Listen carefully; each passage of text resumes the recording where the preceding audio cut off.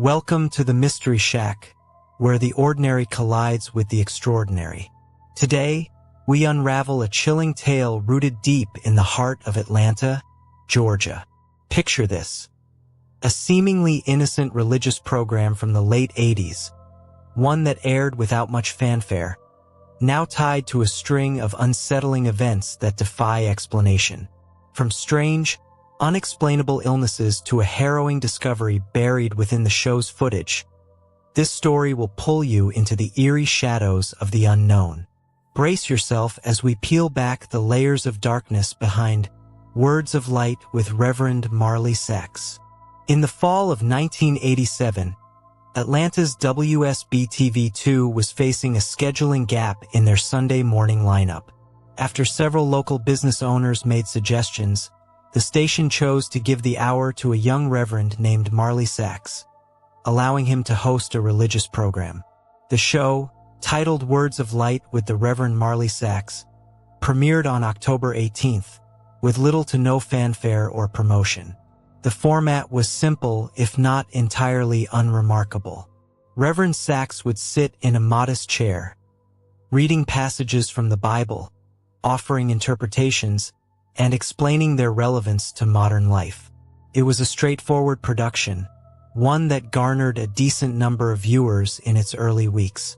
The show ran uneventfully through October and into early December, when the first wave of odd complaints started pouring in. The calls were peculiar. Every single one came from women, who described vague but unsettling sensations they experienced while watching the program. Many spoke of sudden bouts of nausea, sharp back pains, dizziness, and even blurred vision, all occurring at strangely precise intervals during the broadcast. None could explain why, but all seemed certain that the symptoms were triggered by watching the show. After several weeks of these complaints, the studio team finally noticed a pattern. The strange symptoms emerged roughly every 12 minutes during the broadcast. Confused, the staff meticulously checked all of the recording equipment, both audio and video, but found nothing out of the ordinary. When Reverend Sachs was informed of the situation, he offered little more than a shrug and an ominous remark.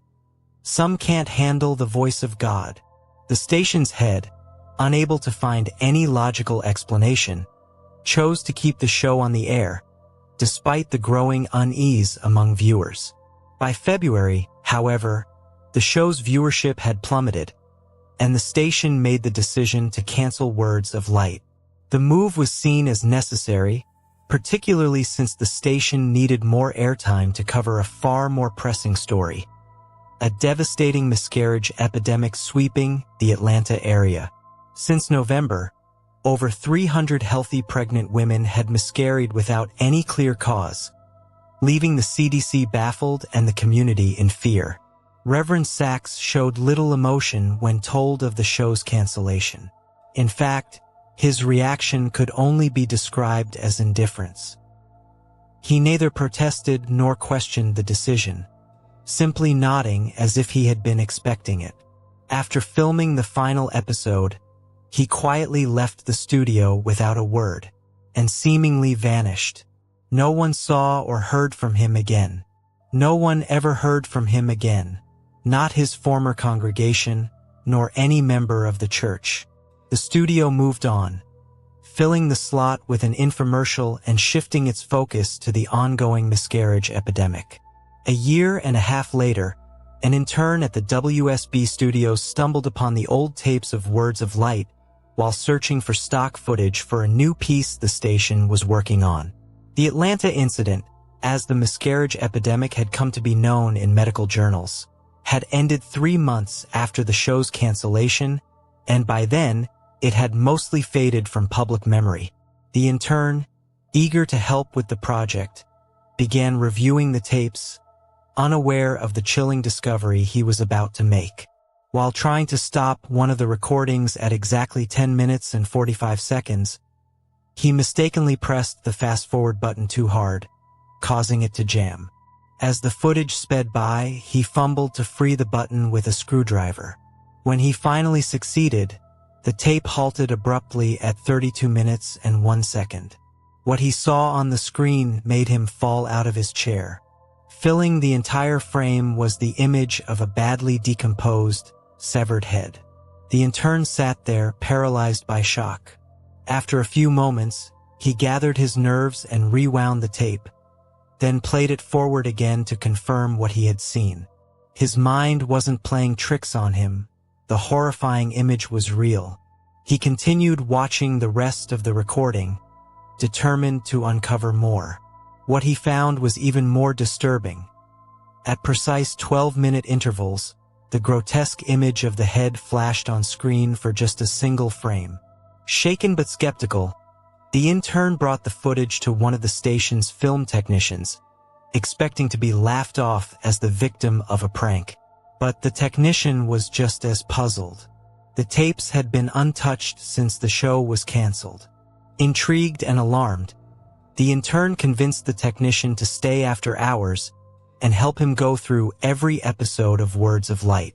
What they uncovered was nothing short of nightmarish. In each episode, at exactly 12-minute intervals, the decaying head would appear for a single frame. But as the episodes progressed, the head became increasingly rotten. Maggots wriggled through the hollow eye sockets, and clumps of hair and skin visibly deteriorated with each appearance. By the later episodes, entire chunks of flesh had fallen away, leaving nothing but a grisly, rotting skull. The technician, growing paler with each new discovery, confirmed something chilling. This kind of footage alteration was impossible.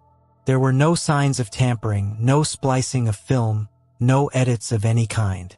The images had been embedded into the original recordings without any trace of interference. The more they watched, the more they realized that the anomaly was far beyond a technical glitch. It was something far darker, something that defied explanation. The technician had been present at every filming, and he knew there was no opportunity for anyone to insert such a grotesque image into the show's footage. All of this was brought to the attention of the studio head, who, fearing potential backlash for having aired such disturbing content, ordered the immediate destruction of all the tapes. He didn't care about uncovering who was responsible or how it happened. "We just need to cover our asses," he said coldly, demanding that the intern and the technician keep silent about what they had discovered. The technician quickly put the incident behind him, treating it as a strange, darkly amusing story to share with friends. But the intern couldn't let it rest. Determined to dig deeper, he secretly made copies of as many tapes as he could before they were wiped from existence, hoping to find more clues, something that could explain the unsettling images or reveal who was behind them. A week later, the intern reached out to the technician again, insisting that he had made a breakthrough, something even more disturbing than the images themselves. When he pieced together the single frames of the head in chronological order, he noticed something horrifying. The mouth of the decaying head was moving, as if trying to form words. The technician, now fearful for his job and unnerved by the intern's obsession, refused to get involved. He urged the intern to destroy the copies and never speak of it again. Exactly 1 week later, police responded to a 911 call from an elderly woman living in a quiet Atlanta suburb. She reported hearing disturbing sounds coming from the home of her neighbors, a young couple expecting their first child. She was terrified that something terrible had happened and begged for help. When the officers arrived at the scene, they found the house eerily dark, the front door slightly ajar. With growing unease, they entered. Inside, the living room was drenched in blood. A young woman lay dead on the floor, her abdomen gruesomely slashed open. A trail of blood led across the room to the couch, where her husband, the intern, sat naked, a rusted piece of metal siding clenched in his hand, slick with blood. At his feet lay the lifeless body of his unborn child. The TV in front of him flickered with a silent, looping image of the decomposing head, its mouth moving rhythmically, as if speaking words no one could hear. When the police led him away, the intern was whispering something, a phrase he repeated under his breath, again and again. The light of God calls them. To this day, the precinct still shares the story of that night, a haunting reminder of a truth too terrifying to comprehend. Thank you for joining us on this chilling journey into the unknown.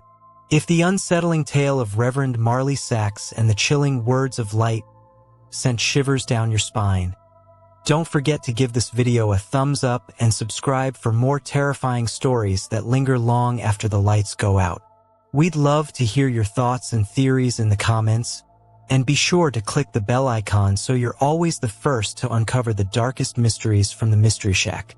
Until next time, stay curious, stay vigilant, and keep searching for the secrets hidden in the shadows.